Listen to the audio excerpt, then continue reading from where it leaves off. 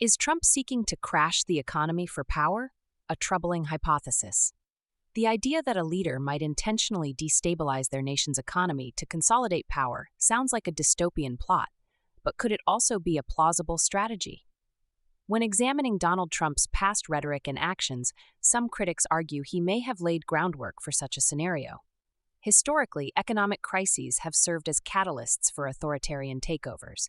Leaders exploit the chaos to justify drastic measures, including the suspension of civil liberties. Trump's repeated assertions that the economy is rigged against his supporters, combined with his encouragement of distrust in institutions like the Federal Reserve or global trade systems, hint at a deliberate erosion of public confidence. Moreover, his policies, tax cuts disproportionately favoring the wealthy, trade wars that disrupted markets, and contentious approaches to managing government spending created economic volatility. His critics argue these moves could be interpreted as weakening the country's financial foundation, making it easier to justify extreme interventions in times of crisis.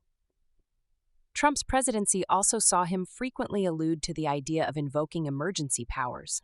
While such measures are legitimate in dire circumstances, they can also be abused.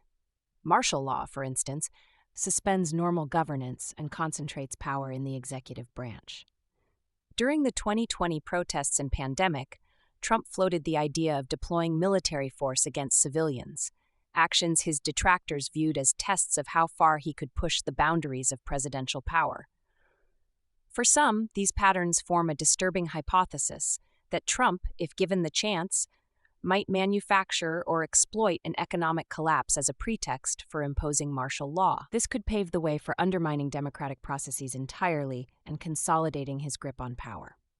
While these claims are speculative, they raise critical questions about the fragility of democracy and the dangers of unchecked authority. Whether intentional or not, actions that sow economic instability and breed fear are tools that historically have been used by would-be autocrats. Citizens must remain vigilant, ensuring that no leader, past, present, or future, is allowed to undermine the democratic principles on which the United States was built. Let us know your thoughts in the comments below.